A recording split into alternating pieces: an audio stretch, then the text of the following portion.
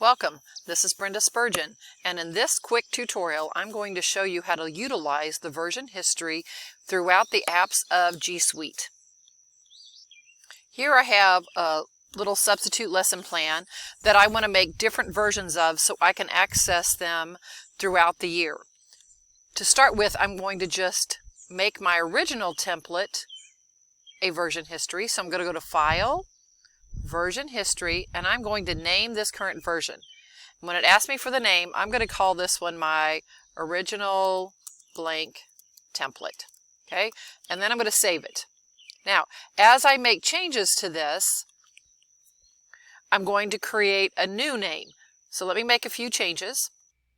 So I've made some changes to this lesson plan for an emergency lesson plan when I need it. And I want to be able to access this one, so I'm going to go to File, Version History, and now I'm going to name this current version, and I'm going to call it Emergency Lesson Plan 1, and I will save it.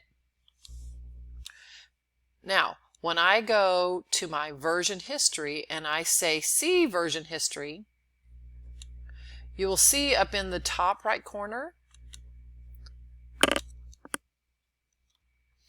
I can turn on and say Only Show Named Versions.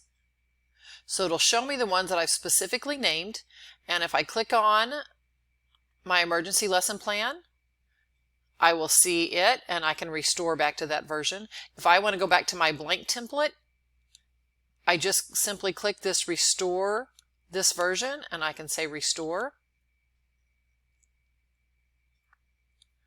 If I need to go back to my emergency lesson plan or a new version that I've made, I can just see that version history and I can come over.